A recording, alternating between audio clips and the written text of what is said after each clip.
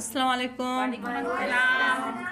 कैसे हैं आप लोग? हम ठीक है, आपकी दुआ से अल्हम्दुलिल्लाह। आजकल तो आप लोगों ने बड़ी बर्थडे मना ली। हमारी मैडम ने हमें बड़ी बर्थडे मनवाई, केक खिलाया हमें।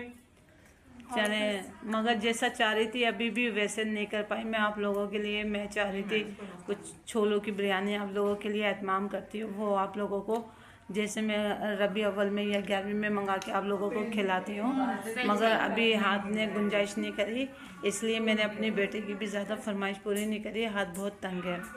अच्छा, दूसरा ये कि हम ये जो हमारे दीनी टॉपिक हैं या हमारे ना ये दुनियाई टॉपिक होते हैं, तो इससे क्या है कि हमारे जो दिमाग की जो मशीन चल रही होती है तो हमारी नॉलेज में ज़्यादा से ज़्यादा इजाफा होता है और हमें मालूमात मिलती है। ठीक है ना। तो आज जो है हम हुजूर सल्लल्लाहु का जो दर्स है वो मैं आपको सुनाती हूँ और ये आप याद करिएगा।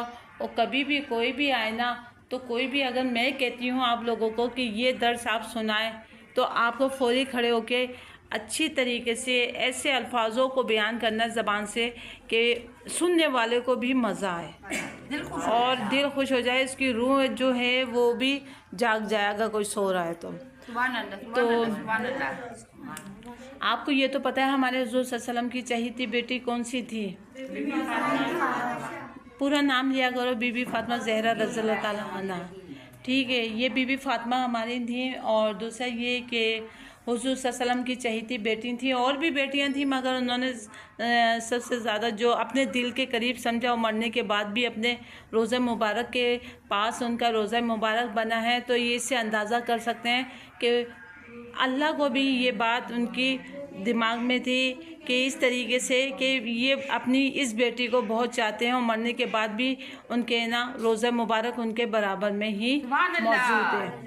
ठीक है, तो उस मोहब्बत को भी अल्लाह ताला ने मरने के बाद भी क़याम रखा है कि उनके बराबर में उनका रोज़ा मुबारक बनाया है। अच्छा, दूसरा ये कि तो देखें बीबी फातिमा है ना की शादी पता है आपसे, आपको पता है किससे हुई थी निकाह? मौला अली से। किससे हुई थी? मौला अली से। अच्छा, और क्या नाम है इसके मौला अली के कितने बच्चे थे? 2 बेटे थे उनके। क्या? फातिमा सईद हसन और हुसैन रज़ियल्लाहु अन्हु। अच्छा, जब भी हम ऐसे नाम जो लेते हैं ना, मुक़द्दस नाम होते हैं, तो उसके साथ हमें रज़ियल्लाहु ताला अन्हा ज़रूर लगाना चाहिए। ये उनका एहतराम होता है और ये अदब होता है कि हम उनका नाम पुकारें ना तो उसके साथ हम इज़्ज़त से पुकारें रज़ियल्लाहु ताला अन्हा। तो अक्सर कुछ परेशानियाँ ऐसी हर इंसान के घर में होती हैं और इस तरीके से कि हमारी बीबी फातिमा रज़ियल्लाहु ताला अन्हा के घर में कुछ टाइम से फाके चल रहे थे और जो उनके बेटे थे वो छोटे थे, हज़रत इमाम हसन रज़ियल्लाहु ताला अन्हा, इमाम हुसैन रज़ियल्लाहु ताला अन्हा। तो क्या नाम है, अक्सर वो मौला अली से झिक हो जाती थी तो वो अपने बाबा के घर आ जाती थी, फिर बाबा समझा के वापस भेज दिया करते थे।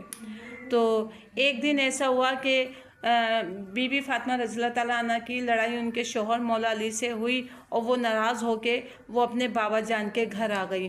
गौर से सुनिएगा, वो घर अपने वापस आ गई। आने के बाद है ना हुज़ूर सल्लल्लाहु अलैहि वसल्लम को जब पता चला कि ये लड़के आई हैं तो उन्होंने समझाया, उन्होंने कहा कि देखो फातिमा, शोहर का अदब करो, एहतराम करो और जो उनके हुकूक अबाब हैं बीवी के नाते आप पूरा करो। जबकि मैं मानती हूँ कि हमारी वो मुक़द्दस बीवियाँ ऐसी बीवियाँ थीं जो किसी ने उनके सर का बाल भी नहीं देखा और पाँव का नाखून भी नहीं देखा। ठीक है ना। और मेरे ख़्याल से हम तो कुछ भी नहीं मायने रखते हैं जो उन्होंने अपने हक़ अदा करें, जो उन्होंने अपने बच्चों के लिए, अपने शोहर के लिए हक़ अदा करे हैं। तो इतनी फर्माबरदार थी वो कि हम बयान नहीं कर सकते उनके लिए ये अल्फाज।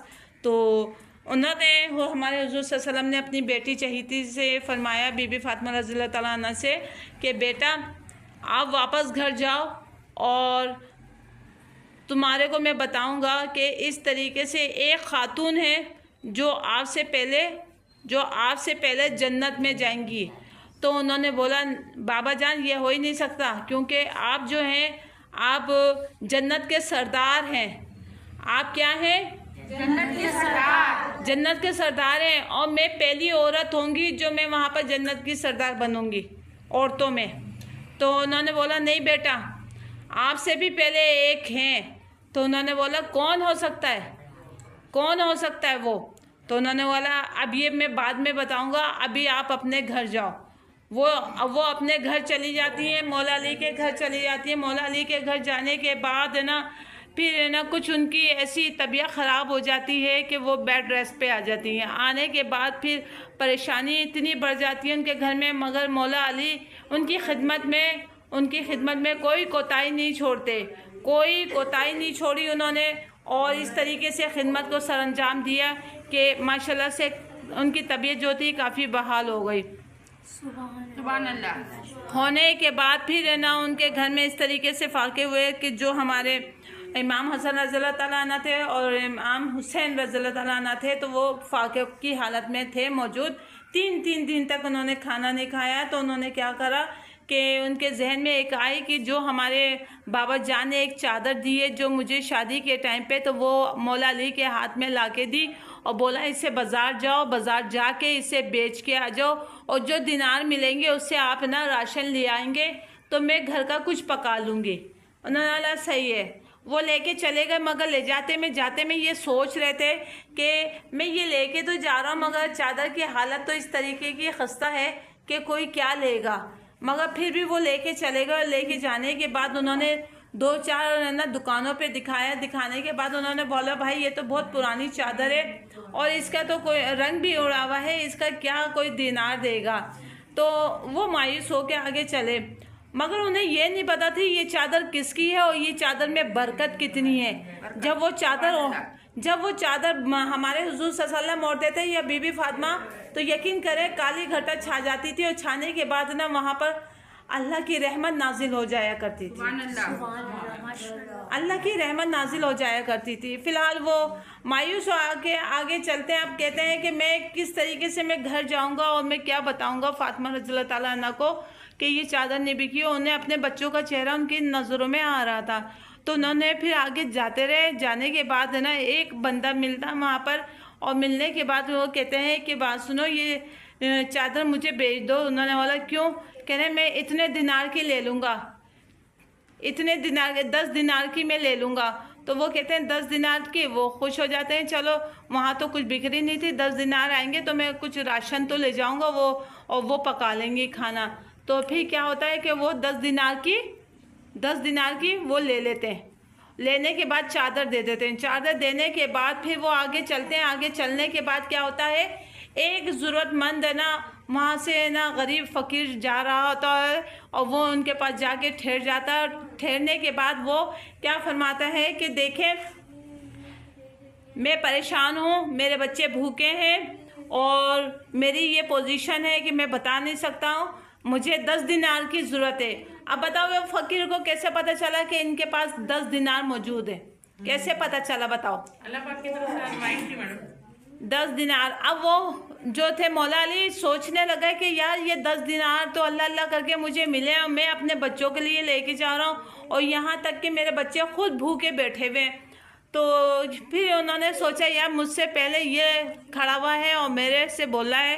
तो वो 10 दिनार निकालते हैं और निकालने के बाद वो क्या करते हैं कि वो 10 दिनार उस साहबा को दे देते हैं। सुभान अल्लाह। वो दे देते हैं और देने के बाद पता क्या कहते हैं? कहते हैं ये ले जाओ और अपने बच्चों को ले जाके राशन पका के खिला दो। उन्होंने दोनों मासूम बच्चों का भी नहीं सोचा, कुछ भी नहीं सोचा, मगर सिर्फ खाली हाथ खाली जेब हो गए। अब कह रहे मैं जाके मैं अपने बीवी को क्या मुंह दिखाऊंगा, बच्चों को क्या बताऊंगा। अब यहाँ बीबी फातिमा ज़हरा रज़ियल्लाहु ताला अन्हा इंतज़ार कर रही होती हैं। फिर वो उन्हें टाइम लग जाता है काफ़ी। तो फिर रास्ते में सोचते हुए जा रहे होते हैं मौला अली। तो रास्ते में ना फिर एक ना साहबा मिलते हैं और उनके पास ऊँट होते हैं इतने सारे। तो वो फरमाते हैं हुज़ूर सल्लल्लाहु अलैहि वसल्लम से बात सुनो। कहते हैं हाँ। कहते हैं कि ये मेरे पास ऊँट है, नहीं मेरे से एक सौदा करोगे? कहते हैं क्या? कह रहे हैं मेरे पास ये ऊँट है और ये ऊँट है ना आप है ना मुझसे ख़रीद लो। तो कहते हैं भाई मेरे पास तो कुछ भी नहीं है, मैं तो खाली जेब हूँ, मैं ऊँट का सौदा किस तरीके से करूँगा? तो कहते हैं सुनो तो आगे। कहते हैं क्या? कहते हैं कि ऐसा करो कि आप है ना ये